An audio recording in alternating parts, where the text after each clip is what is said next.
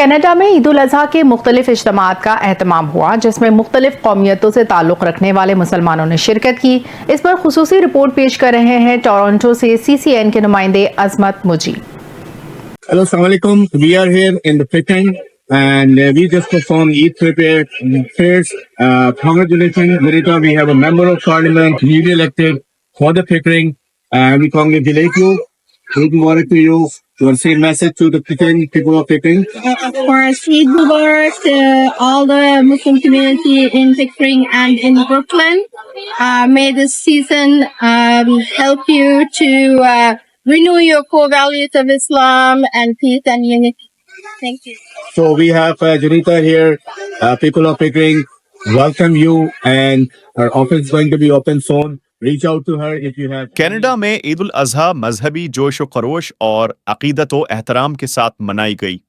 Toronto سمیت مختلف علاقوں میں عید کے بڑے اجتماعات ہوئے جن میں مختلف قومیتوں سے تعلق رکھنے والے مسلمانوں نے شرکت کی اور یکجہتی کا مظاہرہ کرتے ہوئے ایک ساتھ نماز عید ادا کی.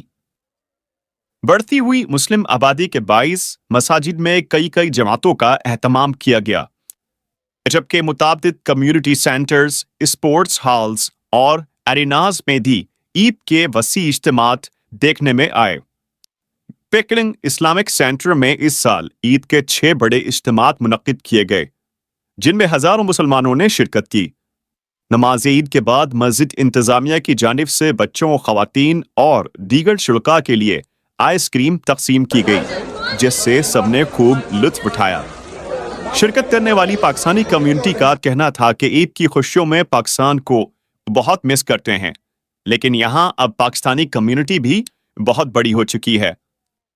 اس موقع پر کینیڈا کی رکن پارلیمنٹ نے عید پر مبارکباد کا خصوصی پیغام دیا.